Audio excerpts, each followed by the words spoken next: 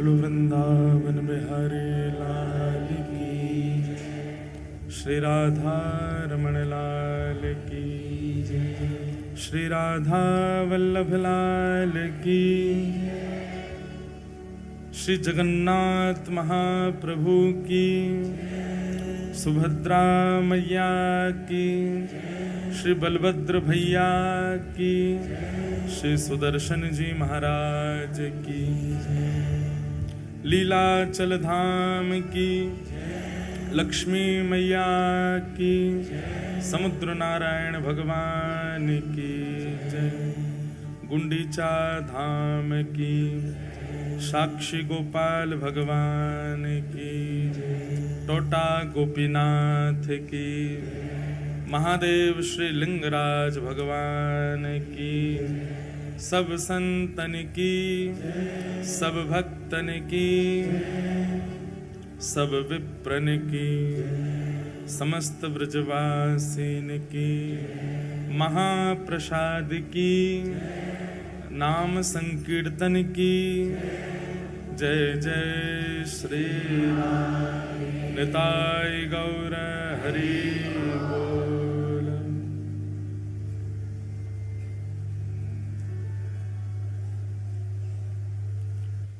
परम मंगलमय परात प्रखलेश्वर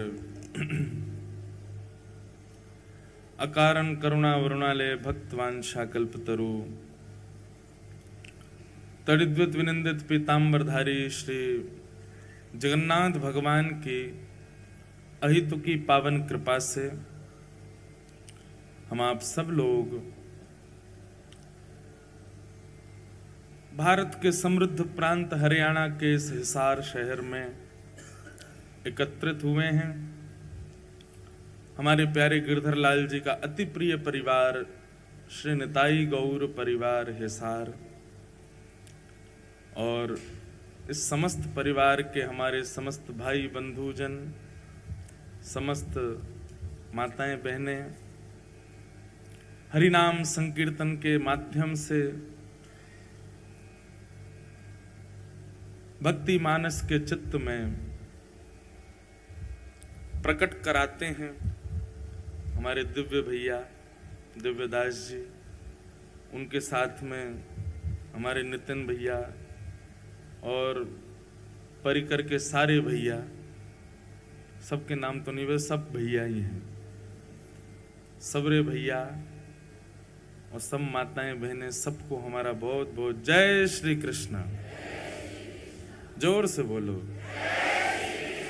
जय सिया राम। जय श्रीमन नारायण। जय जय जगन्नाथ। बस खूब आनंद हुआ।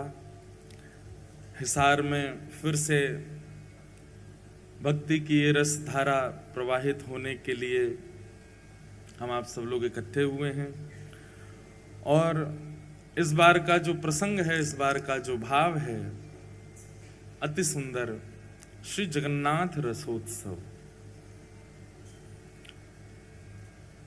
हमारे गिरधर लाल जी इतनों तो कहीं भी नहीं गए होंगे जितनों हिसारा में। अब तो हमको यहाँ के रोड रास्ते भी पता चल गए हैं।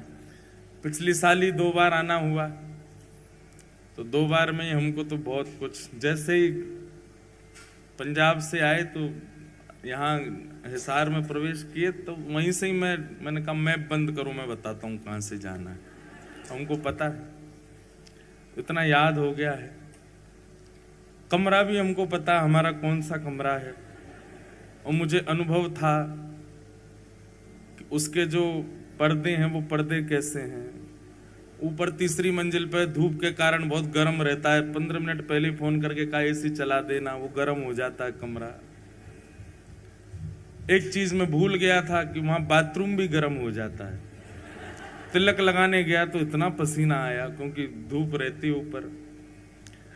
तो सब पता चल गया है। हिसार में पहले भी आना हुआ है, पिछली बार भी हमारे निताई गौर परिवार ने 3 दिन का था ना भक्त भक्त चरित्र पर चर्चा हुई। फिर उसके बाद हमारे बंसल परिवार के बैठे हैं सब लोग, उनका भाव था तो भागवत की कथा भी इसी सभागृह में हुई थी। तब से ही भाव था कि पुनः कथा का क्रम हो। तो इस बार हमने विषय दिया कि श्री जगन्नाथ महाप्रभु के विषय में चर्चा करेंगे। भैया, श्री जगन्नाथ जी कलयुग में सांचे ठाकुर हैं। वैसे तो सभी सांचे ठाकुर हैं, पर व्यक्ति का एक स्वरूप स्वभाव होता है ना, कि जो व्यक्ति सबकी सुनता है, जो सबके काम बना सकता है, उस व्यक्ति की भी एक स्थिति होती है कि वो ऐसी परिस्थिति में होता है तो ही वो बहुत जल्दी जल्दी सुनता है। जैसे कि उदाहरण के रूप में, जैसे माँ, बालक को माँ से कोई बात मनवानी है तो बालक, उसको पता होता है कि पूरे दिन में माँ कौन सी स्थिति में आती है, तब वो कुछ भी बोलेगा तो मान जाएगी। होता है कि नहीं? हमको तो पता होता था, हमारी माता जी का सीक्रेट, कि मैया हमारी जब इस स्थिति में आएगी उस समय हम जो बोल देंगे मैया उसमें हाँ बोलने वाली है, मना नहीं करने वाली। तो पूरे दिन प्रतीक्षा करते थे हम, हमारी बहनें सब उसी की प्रतीक्षा करते थे, मैया उस स्थिति में। अब वो स्थिति नहीं बताऊंगा कौन सी थी, पर उस स्थिति की हम सब प्रतीक्षा करते थे कि माँ उस स्थिति में आए तो हम सब जाके बोले, माँ कल हमको घूमने जाना है, कल हमको पिक्चर देखनी है, कल हमको ऐसा करना है, या फिर कल हमको स्कूल नहीं जाना, कल ट्यूशन नहीं पढ़ना, नानी के घर जाना, आदि आदि जो भी बात, नए कपड़े खरीदने, मेला में घूमने जाना, झूला में झूलने जाना। तो माँ की उस स्थिति का प्रतीक्षा करते थे, वो टाइम आवे जब माँ इस तरीके की होगी तब उनसे पूछेंगे तो हाँ ही करेंगे। ऐसे बंधुओं, भगवान श्री कृष्ण के अनेक रूप हैं, लेकिन जगन्नाथ महाप्रभु जो हैं ये प्रेम विगलित स्वरूप है। ठाकुर जी श्री जगन्नाथ रूप में व्यस्त हैं। किसमें व्यस्त हैं? ब्रजवासी और किशोरी जी की याद में व्यस्त हैं। इसीलिए प्रेम विगलित ठाकुर जी हैं, पिघल रहे हैं उस समय श्री जगन्नाथ जी। इतनी याद आ रही है ब्रजवासियों की कि दोनों भुजाएं खड़ी करके और बस एक टक अपलक नेत्रों से सामने निहारते रहते हैं कि इतने वैष्णवों में कोई ब्रजवासी मुझे दिख जाए। आपको एक बात कहें बंधुओं, जगन्नाथपुरी जाओ, निश्चित जाया करो, पर कभी अवसर मिले ना किसी ब्रजवासी को संग लेकर के जाना और ब्रजवासी के संग श्री जगन्नाथ जी का दर्शन करना, तो निश्चित है कि हजारों की भीड़न में जगन्नाथ जी आपको जरूर देख लेंगे, वह ब्रजवासी के बहाने, क्योंकि ब्रजवासी को देखने के लिए ही वो खड़े। अब तो नियम बदल गए मंदिर के, पर मैंने महाप्रभु जगन्नाथ जी को अंक में भरा है, गले से लगाया है। पहले के प्राचीन काल, बहुत ज्यादा पुरानी बात भी नहीं है, पर 2007-8 से पूर्व की बात है, तब तक भी श्री जगन्नाथ जी के गर्भगृह में जाने की अनुमति थी। कई बार तो भीड़ होती तो गर्भगृह में ही ब्रह्म वेदी के पास से ही घुमा करके बाहर कर देते थे। कई बार भीड़ नहीं होती थी तो चढ़ा करके जगन्नाथ जी के गले से लगा देते थे। हमने एक बार ठाकुर जी को अंक में भरा है, आते तो नहीं है, खूब विशाल है, और मैं भी छोटा ही था, बस एक बार ऐसे हृदय से लगाने का अवसर मिला था। तो श्री जगन्नाथ जी जो हैं ये प्रेम विगलित स्वरूप है ठाकुर जी का। इसमें ठाकुर जी व्यस्त हैं, ब्रजवासी और किशोरी जी की याद में व्यस्त हैं। ऐसे स्वरूप के सामने जाकर के आप जो बोलोगे, लेकिन आपको कानी देनी पड़ेगी ठाकुर जी को। कानी देने का मतलब क्या है? एक वचन देना पड़ेगा श्री जगन्नाथ जी। बहुत ध्यान से सुनना। हे नाथ, हमारे जीवन में ये आर्त है, हे नाथ हमारे जीवन में ये विपत्ति है, हे नाथ हमारे जीवन में ये संकट है, ये काम बन नहीं रहा, आदि सब जगन्नाथ भगवान से कह दो। लेकिन इसके बदले जगन्नाथ भगवान को एक लोभ दे दो, एक वचन दे दो। क्या? अगली बार आऊंगा तो एक ब्रजवासी को लेके आऊंगा, आपका काम पक्का ठाकुर जी पूर्ण करेंगे। क्योंकि श्री जगन्नाथ महाप्रभु को ब्रजवासी बहुत प्रिय है।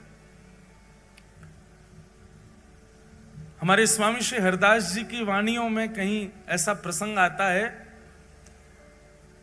एक बार स्वामी जी के कुछ वैष्णव जन वृंदावन से जगन्नाथपुरी जाने के लिए निकले, और उस समय की बात है जब इतने साधन नहीं हुआ करते थे। वृंदावन से वैष्णव निकले हैं जगन्नाथपुरी के लिए, और वृंदावन से वैष्णव जा रहे हैं तो अब जैसे भी साधन, पैदल जाएंगे, बैलगाड़ियों में जाएंगे, समय तो बहुत लगना है पहुंचने में। लेकिन जिस समय वृंदावन से वैष्णव निकलते हैं जगन्नाथपुरी दर्शन के लिए, यहां मंदिर में पुजारी जी जैसे जगन्नाथ भगवान को प्रणाम करने जाते हैं तो ब्रह्म वेदी पर बैठे गोल मटोल हमारे श्री जगन्नाथ जी ऐसे झूमने लग जाते हैं। तो पुजारी जी कहते हैं, महाप्रभु जी आज बड़े प्रसन्न हो। बोले, हम इसलिए प्रसन्न हैं क्योंकि वृंदावन से 4 वैष्णव निकले हैं जगन्नाथपुरी आने के लिए। हम अब हमको प्रतीक्षा नहीं हो रही है। मुझे एक एक क्षण का ऐसा लग रहा है कि कब वो क्षण आवे, ब्रजवासी सामने से आवे। भैया हम तुमसे प्रार्थना कर रहे हैं, उनकी रहने की उत्तम व्यवस्था कर देना, उनके प्रसाद की उत्तम व्यवस्था कर देना, और वे जब आ जाए ना तो उनको ला करके मेरे हृदय से लगा देना। इतना प्रेम करते हैं श्री जगन्नाथ जी ब्रजवासियों से। उन्हीं ब्रजवासियों के स्मरण में श्री जगन्नाथ जी का ऐसा रूप, ऐसे हाथ, ऐसा उदर, ऐसा स्वरूप बन गया ठाकुर जी का। ये प्रेम की 10वीं अवस्था है। हम चर्चा करेंगे कल या परसों में प्रेम की 10 अवस्था। प्रेम की 10वीं अवस्था का स्वरूप क्या है कि प्रेमी अपने प्रियजनों की याद करके, अपने प्रेमी की याद करके, याद करता करता पिघलने लग जाता है मोम की तरह।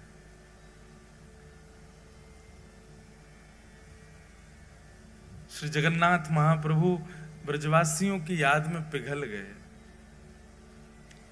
किशोरी जी के स्मरण में, ये किशोरी जी के विरह का स्वरूप है श्री जगन्नाथ जी का। हमारे प्यारे गिरधर लाल जी साल में एक बार श्री जगन्नाथ जी का रूप धारण करते हैं रथ यात्रा वाले दिन। और मैंने कई बार कथाओं में बताया भी है कि हमारे प्यारे गिरधर लाल जी जगन्नाथ भगवान का रूप तब तक धारण करते ही नहीं है जब तक उनको कोई विरह का पद ना सुनाओ। किशोरी जी के विरह का कोई भी भाव सुना दें ठाकुर जी को, तुरंत ठाकुर जी जगन्नाथ बन जाते हैं। प्रेम धन स्वरूप है जगन्नाथ, रस धन स्वरूप है जगन्नाथ, आनंद धन स्वरूप है जगन्नाथ, और महाप्रभु स्वरूप है जगन्नाथ। तो ऐसे जगन्नाथ जी भगवान श्री कृष्ण के अनेक रूप हैं, पर उन रूपों के सन्मुख जाकर के आप अपनी जिज्ञासा प्रकट करो। पूर्ण होगी नहीं होगी कुछ गारंटी नहीं है, पर जगन्नाथ जी से आप जो चाहो वो अपना पूर्ण करवा सकते हो। बस शर्त इतना, बदले में एक ब्रजवासी से मिलवाना पड़ेगा श्री जगन्नाथ जी को। अगली यात्रा जब करो तो जैसे आप अपने मित्रों से पूछते हो, रिश्तेदारों से पूछते हो, पूरी चल रहे हो क्या, सब व्यवस्था कर लेंगे, एक किसी ब्रजवासी को ले जाओ। ब्रज के किसी रसिक से पहले तो संबंध बनाओ, उससे मित्रता करो, फिर उसको फोन करो कि भाई हम जगन्नाथपुरी जा रहे हैं, आप चलोगे क्या। पलकों पे बैठा के ले जाना ब्रजवासी को, चाहे सिर पे चढ़ जाए, लेकिन फिर भी ब्रजवासी को लेकर के जाना, तब दर्शन करना जगन्नाथ जी का।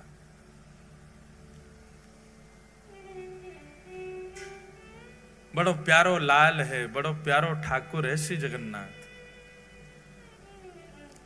कितनी बात कहूं, मैं तो यही विचार कर रहा हूं शुरू कहां से करूं, कहां से बताऊं, उनके रूप का वर्णन करूं, उनके स्वभाव का वर्णन करूं, उनके गुण का वर्णन करूं, किस भाव का वर्णन करूं। सब में रस ही रस है श्री जगन्नाथ जी के। अनंत वर्षों तक निर्गुणियों ने, बहुत ध्यान से सुनिएगा, अनंत वर्षों तक निर्गुणियों ने निर्गुण ब्रह्म की उपासना की। निर्गुण समझते हैं, निर्गुण ब्रह्म समझते हैं, जिनका रूप नहीं होता, जिनका कोई गुण नहीं होता, जिनका कोई स्वरूप नहीं होता, उनको निर्गुण कहते हैं। निर्गुण ब्रह्म के उपासक क्या करते हैं? नेत्र बंद करके बस बैठे रहते हैं और एक शून्य का दर्शन करते हैं। उनके ठाकुर का कोई ना तो नेत्र है, ना कान है, ना नाक है, ना मुख है, कुछ भी नहीं है। अनंत वर्षों तक निर्गुणियों ने निर्गुण ब्रह्म की उपासना की, तब निर्गुण ब्रह्म की उपासना करने के फलस्वरूप उनको एक स्वर सुनाई दिया। और वह स्वर क्या था? कि मैं आप लोगों के भजन से बहुत प्रसन्न हूं, पर आपका ये निर्गुण उपासक बनना ये आपको सुख देगा, मुझको सुख नहीं देता है। इससे केवल आपका पेट भर रहा है। निर्गुण की उपासना करके आप केवल अपनी इच्छा की पूर्ति कर रहे हो, अपने निर्गुण ब्रह्म की उपासना कर रहे हो, पर मुझे सुख नहीं मिल रहा है इससे। तब निर्गुणियों ने पूछा, तो फिर ठाकुर जी आपको सुख कैसे मिलेगा? बोले कि जब मेरे स्वरूप को तुम लाड़ लड़ाओगे, मेरे स्वरूप को तुम निलाओगे, मेरे स्वरूप को नचाओगे, मेरे स्वरूप के आगे कीर्तन करोगे, उछल उछल करके नृत्य करोगे, मुझे कुछ प्रस्तुत करोगे, तब तो मुझे सुख मिले। अब मेरा कोई स्वरूप नहीं है, तुम बस ओम ब्रह्मणे नमः, ओम नमो नारायणाय आदि आदि अपने भावों से केवल एक शून्य का स्मरण करते हो, अपने आप की पूर्ति कर रहे हो, मुझे तो पूर्ण नहीं कर रहे हैं। तब निर्गुणियों ने कहा, हे नाथ, तो फिर आप अनुग्रह कीजिए। निश्चित ही जब स्वर निकल रहा है तो मुख भी होगा, जब स्वर सुनाई दे रहा है तो अधर भी होंगे ना, आप दर्शन करा दो। तब प्रथम बार पृथ्वी पर, प्रथम बार ब्रह्मांड में भगवान के अधर का दर्शन हुआ, और वही अधर हैं श्री जगन्नाथ जी के अधर। ये अधर प्रकट हो गए। ब्रह्मांड में सबसे पहला सगुण साकार रूप यदि कोई आया है तो वो श्री जगन्नाथ जी का आया है। सबसे पहले अधर प्रकट हुए। अब देखो जगन्नाथ जी का रूप कैसा? पूरा काला है। ब्रह्मांड का स्वरूप कैसा? निर्गुण उपासक करने उनका भी काला ही दृश्य रहता है। निर्गुण के उपासक जो होते हैं उनको काले श्याम ही श्याम दिखता, उनके नेत्रों में कोई रंग नहीं होता। तब श्याम वर्ण पर ये लाल लाल ओष्ठ अधर दिखाई दिए। जैसे ही अधरों का दर्शन किया निर्गुणियों ने, अधरों की बलैयां लेने लगे। आहा, कितने सुंदर अधर, कितने मधुर अधर। तब निर्गुणियों ने प्रार्थना की, बोले अधर दिख गए हैं, स्वर है तो मतलब अधर हैं, तो अधर है तो उसका मतलब नेत्र भी होंगे। तो कृपा करके ठाकुर जी आप अपने नेत्रों का दर्शन कराओ। और तब श्री जगन्नाथ महाप्रभु के विशाल नेत्रों का दर्शन हुआ। जैसे ही नेत्रों का दर्शन हुआ, जगन्नाथ स्वामी नयन पथगामी भवतु में, जैसे ही नेत्रों का दर्शन हुआ सब निर्गुणी दंडवत करने लगे। बोले नाथ, अब हमारी स्थिति ऐसी है कि अधर और नेत्र देख करके ही हम इतने आनंद में भर गए हैं। स्थिति ये हो गई है कि इसके अतिरिक्त अगर आपका कोई और स्वरूप अब हमको इससे ज्यादा दिखाया गया तो प्राण ही निकल जाएंगे, हम तो इन दोनों पे ही न्योछावर हैं। इसलिए जगन्नाथ महाप्रभु के दो ही प्रधान हैं, अधर और नेत्र। नासिका नहीं दिखती है, वो नासिका की आकृति बनी है पर दिखती नहीं है। कर्ण दिखाई नहीं देते, हाथ के पंजे दिखाई नहीं देते, चरण दिखाई नहीं देते। श्री जगन्नाथ महाप्रभु दो ही रूप से विद्यमान हैं, अधर और नेत्र। इसके पीछे भी भाव है। अधर प्रकट हैं, इसका मतलब क्या है? बहुत ध्यान से सुनना। अधर प्रकट हैं इसका मतलब क्या है? ये बोलवे वाले ठाकुर जी हैं, पर कुछ सुनने वालों होना चाहिए। कौन से ठाकुर जी हैं? बोलवे वाले ठाकुर जी हैं, बस कोई सुनने वालों चाहिए। ये सुनवे वाले ठाकुर जी ना, इधर देखो, यहां देखो, सब लोग कथा सुनो। सुनवे वाले ठाकुर जी ना है, ठाकुर जी के कान तो छुप रहे हैं, दिख ही ना रहे, केवल अधर। देखो वहां देखो, कहीं भी देखो, कहां पे जगन्नाथ जी के अधर ही दिखेंगे, अधर और नेत्र। जहां भी देखो स्वरूप में बोलवे वाले ठाकुर जी हैं, बस कोई भक्त में सामर्थ्य हो जो इनसे बुलवाई दे। और दूसरी बात, ये देखवे वाले ठाकुर जी हैं, और देखवे वाले भी ऐसे वैसे नहीं है। ऐसा देखवे वारो दूसरो ठाकुर ही ना है पूरे विश्व में। क्यों? बोले बाकी सब तो हमारे वृंदावन वाले ठाकुर जी के तो कटाक्ष नेत्र हैं, नेक नेक नेत्र हैं, वो नीचे करके धरे हैं। श्रीनाथ जी में चले जाओ, कटाक्ष नेत्र नीचे धरे। द्वारिका में तो नेत्र ही धारण ना करें। बद्रीनाथ भगवान तो तपस्या में बैठे हैं।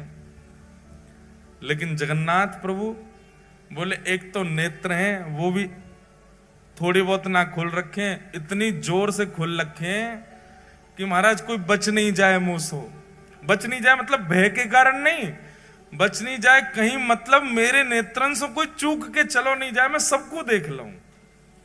और इतने में भी इनका बस नहीं चला, तो फिर कहा किया, बोले अपलक हो गए। पलक ही नहीं बनवाई महाराज अपनी, कहीं श्रम होने के कारण मुंह को पलक झपकनी ना पड़ जाए। वह समय कोई वैष्णव सामने और मैं वह को नहीं देख पायो तो,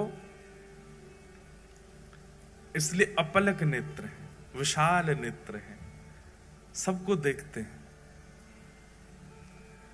एक बात आप बिल्कुल लिख लीजिएगा, जगन्नाथ भगवान के दर्शन की प्रधानता कम है, जगन्नाथ मंदिर में जाके स्वयं को दिखावे की प्रधानता है कि ठाकुर जी हमको देख लो। आप लोग मंदिर जाते हैं और उछट उछट करके देख रहे हैं हमको जगन्नाथ जी दिख जाए। जगन्नाथ जी को मत देखो। आप जगन्नाथपुरी जाएंगे तो जगन्नाथपुरी में एक अनुभव, इधर देखो इधर देखो, जगन्नाथपुरी में एक अनुभव होगा आपको। अगर आपका भीतर प्रवेश नहीं हुआ, वो भी सुबह या शाम को ही खुलता है भीतर का दर्शन जो है। अधिकतर दर्शन कहां से होगा? जहां पर गरुण स्तंभ है, वो गरुण स्तंभ के, अब आप में से जगन्नाथपुरी गए कितने? पहले हाथ ऊपर करो। ओहो, फिर तो जो नहीं गए वो कैसे समझेंगे? मैं तो पूरी इमेजिनेशन बता रहा हूं। चलो, जो नहीं गए हैं वो इमेजिन ही कर लो। अगली बार जाओगे तो फिर आपको पहले से ही पता होगा गरुण स्तंभ कहाँ है, ठाकुर जी की ब्रह्मवेदी कौन सी है, ठाकुर जी का भोजन मंडप कौन सा है, ठाकुर जी की रसोई घर कौन सी है। ये सब पहले से ही सुन के चले। जो गए हैं उनका सौभाग्य, और जो नहीं गए हैं उनका बहुत बड़ा सौभाग्य कि आपको पहले कथा सुनने को मिल रही है। पहले पूरी जानकारी ले लो फिर चले जाना। लेकिन इस कथा के बदले आपको एक काम तो करना ही पड़ेगा कि 2025 आए उससे पहले जगन्नाथपुरी हुआ ना। और भाई ये कथा भूलने लग जाओ उससे पहले पहले हुआ ना। 4 दिना में हम वो रहस्य खोलेंगे यहाँ पर जो कोई को नहीं पता होंगे। तो इसलिए जितने लोग यहाँ बैठे हो, छुट्टी ढूंढो, जल्दी जाओ, जगन्नाथपुरी होके आओ। तो जो लोग गए हैं वो लोग तो सब समझ जाएंगे, जो नहीं गए वो इमेजिन करो। तो जैसे आप मंदिर में जाते हैं तो अब मंदिर का तो बहुत बड़ा रूप है, एक एक चीज बताएंगे हम। सिड्डियों का क्या भाव है, मुख्य द्वार कौन सा है, उत्तर द्वार, दक्षिण द्वार, पश्चिम, सबके भाव हैं, अपने अपने भाव हैं। जैसे जैसे सामर्थ्य ठाकुर जी देंगे बताएंगे। पर जब आप मुख्य मंदिर में प्रवेश करेंगे जहां श्री जगन्नाथ जी विराजते हैं, तो जहां से अमूमन दर्शन सबको किया जाता है वहां से भी जगन्नाथ जी इतनी दूर होते हैं कि ऐसे 3 हॉल, सबसे पीछे वाली मैया से मुझ तक जितनी दूरी है इतने 3 हॉल भीतर, और लंबे 4 हॉल समझ लो, इतने भीतर बैठे हैं श्री जगन्नाथ जी। वहां से दिखेंगे आपको। जगन्नाथपुरी में प्रत्यक्ष दर्शन केवल सुभद्रा जी का होता है, स्पष्ट दर्शन होगा आपको। बीच में बैठी है सुभद्रा जी। तो द्वार है तो बहुत विशाल, लेकिन दूरी इतनी होती है कि जब आप भीतर प्रवेश करोगे तो इतने तो आपको बलराम जी दिखेंगे। बलराम जी सबसे पहले घुसते ही आपको बलराम जी दिखेंगे इतने। फिर बलराम जी के बाम अंग में बैठी हैं सुभद्रा। सुभद्रा जी पूरी दिखेंगी। और जिनके दर्शन के काज पूरी दुनिया गई है, जगन्नाथ जी, वो इतने भी नहीं दिखते, इतने दिखते हैं, बस इतने ही दिखते हैं। आधी सी आंख दिखे उनकी। पूरी दुनिया आप देखेंगे जगन्नाथपुरी में, सारी भीड़ कहां होती है? वहां कोने में। सबकी दृष्टि ऐसी है, बोले वहां कोने में देखो जगन्नाथ जी दिख रहे होंगे।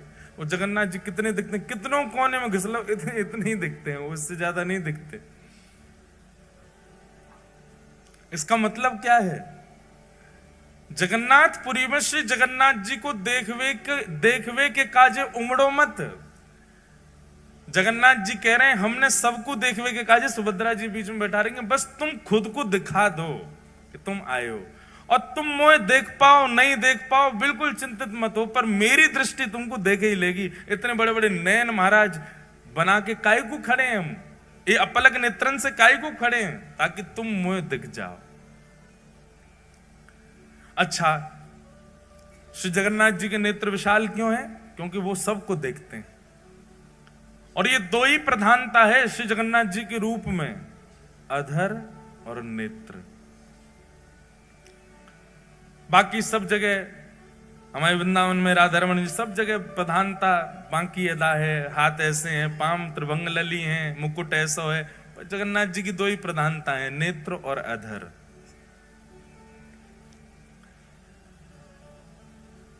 तो देखवे वारे ठाकुर जी, बोलवे वारे ठाकुर जी, कोई बुलवानो जाने बस जगन्नाथ प्रभु से। अधर हैं तो मतलब गावे वाले ठाकुर जी हैं, इसलिए जयदेव महाप्रभु की स्तुति में गाए हैं ठाकुर जी। अभिनव जलधर सुंदर धृत मंदर धृत मंदर श्रीमुख चंद्र चकोर जय जय देव हरे। श्री राधा मुख चंद्र चकोर जय जय। पहली बार ठाकुर जी गा रहे हैं किसी की स्तुति में, ये जय जय देव हरे ठाकुर जी गा रहे हैं, ये जयदेव महाप्रभु नहीं गा रहे हैं। इस अष्टपदी की विशेषता है कि जयदेव महाप्रभु तो वर्णन करना चाहते हैं जय जगदीश हरे, अभिनव जलधर सुंदर धृत मंदर ए श्रीमुख चंद्र चकोर जय जगदीश हरे, ये लिखना चाह रहे हैं जयदेव महाप्रभु तो। पर जयदेव महाप्रभु ने जाकर के जैसे ही जगन्नाथ महाप्रभु को ये अष्टपदी सुनाई, ये अष्टपदी सुनकर के जगन्नाथ भगवान के अधर जो है वो बोल पड़े, और जयदेव महाप्रभु को वाद्य होना पड़ा अपनी लेखनी मिटाने पर। बोले जब ठाकुर जी स्वयं गा रहे हैं तो फिर हम अपनी क्यों थोपें जय जगदीश हरे। तो जैसे ही जयदेव महाप्रभु बोले अभिनव जलधर सुंदर धृत मंदर ए श्रीमुख चंद्र चकोर, जयदेव महाप्रभु तो गा रहे हैं जय जगदीश हरे, पर जयदेव महाप्रभु की आवाज किसी को सुनाई नहीं दी। इतने वेग से जगन्नाथ प्रभु ने गाया कि सबको एक ही स्वर सुनाई दिया, जय जय देव हरे। जगदीश की जय जय नहीं है, जगदीश को भजवे वारे जयदेव की जय हो। बोलवे वाले ठाकुर जी हैं जगन्नाथ जी, कोई बुलवानो जाने। अच्छा, जगन्नाथ जी के कान क्यों नहीं है? जगन्नाथ जी के कान दिखते क्यों नहीं है? बहुत सुंदर भाव है।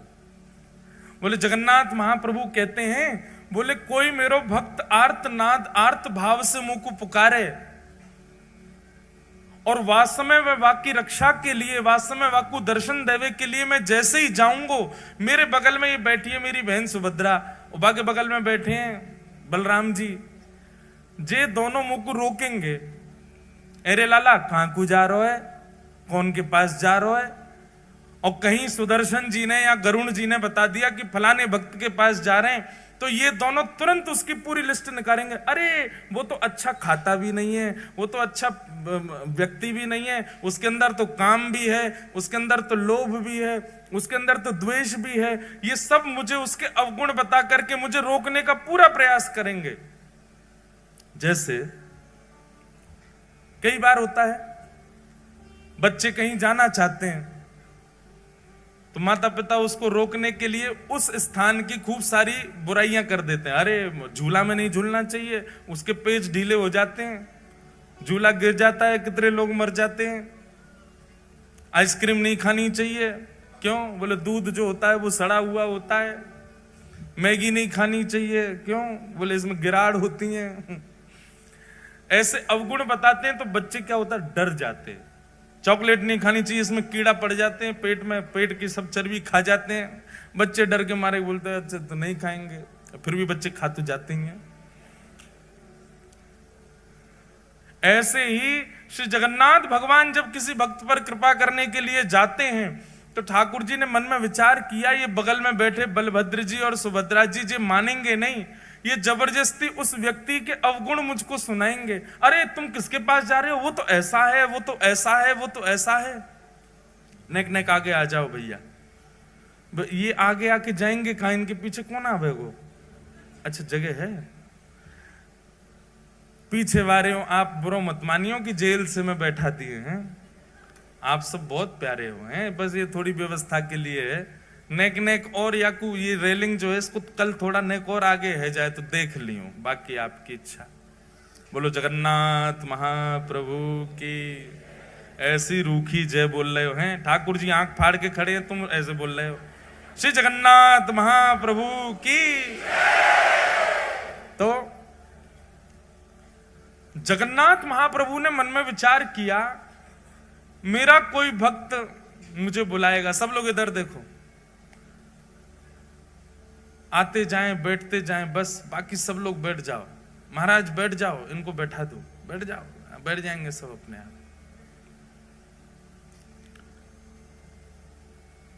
तो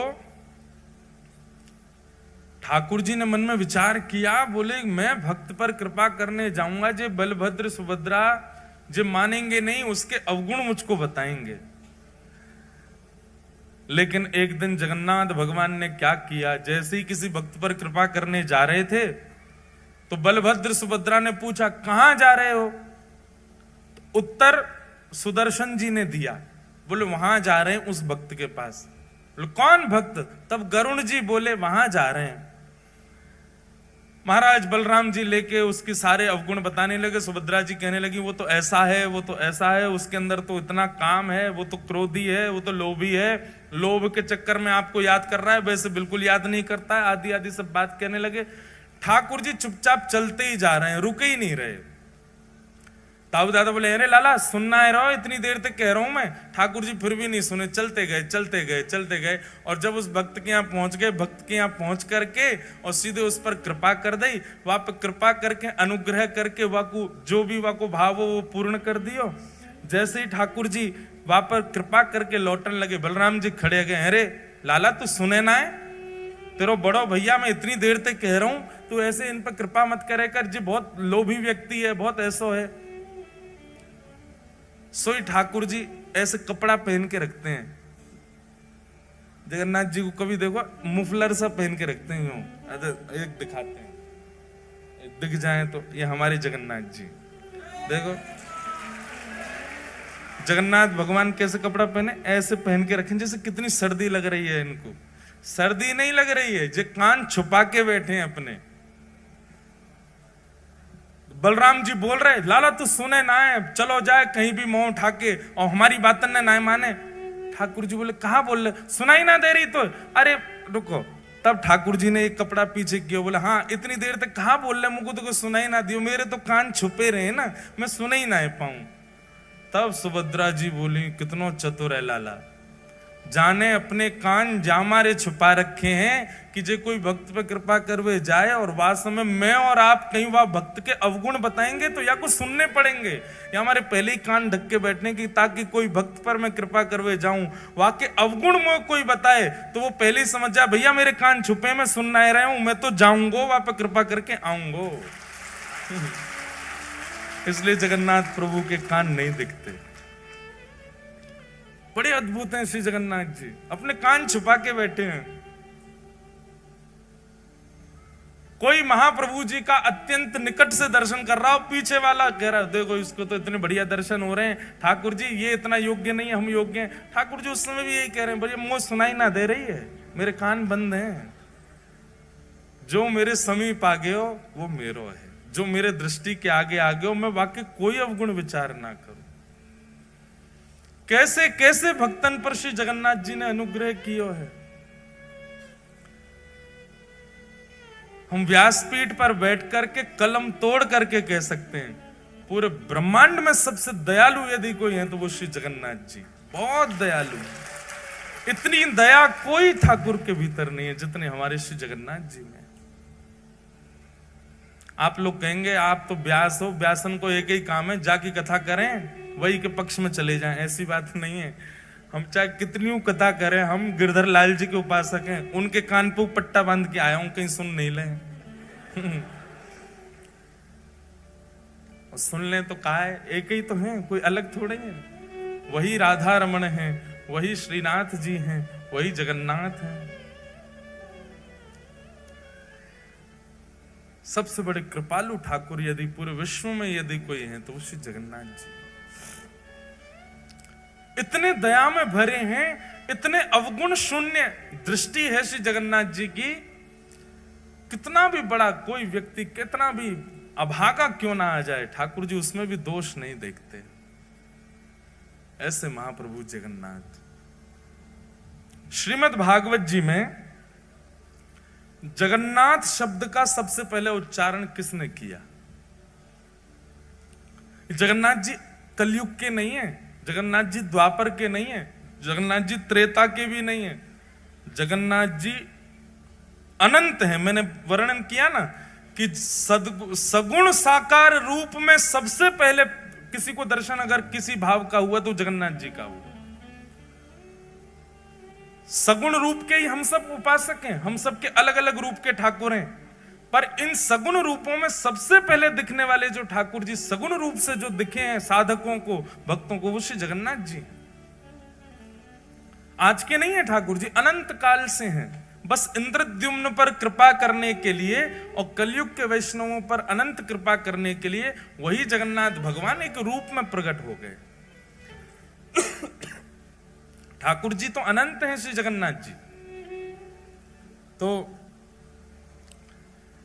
मैं निवेदन कर रहा था, भागवत जी में सबसे पहले जगन्नाथ शब्द का उच्चारण किसने किया? श्रीमद् भागवत जी में सबसे पहले जगन्नाथ शब्द का उच्चारण किया है परीक्षित की माता जी ने। क्या नाम है उनका? उत्तरा। उत्तरा ने सबसे पहले भागवत जी में जगन्नाथ नाम का उच्चारण किया है। कब किया? आप लोगों ने भागवत जी कथा सुनी होगी, तो भागवत जी में जब उत्तरा के गर्भस्थ शिशु को मारने के लिए अश्वत्थामा ने बाण छोड़ दिया, उस समय उत्तरा दौड़ी दौड़ी जाती है, भगवान रथ में बैठकर के द्वारिका को प्रस्थान कर रहे हैं। उस समय उत्तरा गाती है, पाहि पाहि महायोगिन देव देव जगतपते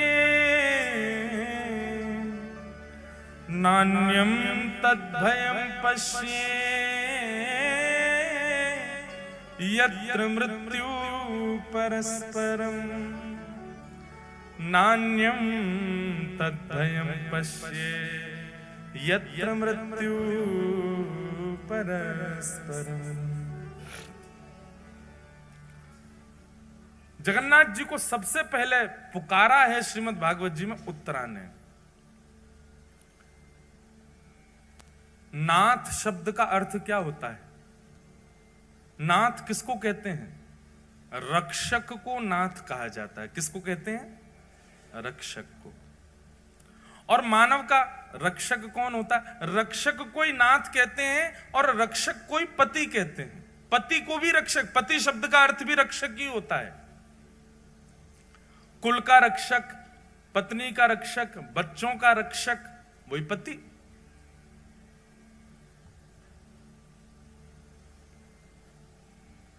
जगन्नाथ और जगतपति शब्द में कोई अंतर नहीं है, एक ही है दोनों। नाथ और पति एक ही बात होती है। भागवत जी में सबसे पहले उत्तरा कहती है, भगवान को सबसे पहला नाम क्या दिया? महायोगिन। बहुत ध्यान से सुनो सब लोग, इधर देखो, क्या कहा? महायोगिन। कौन है? पाहि पाहि महायोगिन। महायोगिन का मतलब क्या है? बोले योगी नहीं है ये महायोगी है। बोले योगी किसको कहते हैं? बोले योगी उसको कहते हैं जो नेत्र बंद करके बैठा रहे, ध्यान लगावे, घंटों तक, वर्षों तक, महीनों तक नेत्र ना खोले, उसको योगी कहते हैं। बोले ये कौन है? बोले योगी नहीं है, ये महायोगी है। बोले क्यों? बोले जादनाते बैठे वादनाते आंख बंद ही नहीं करी है, आंख खोल के बैठे।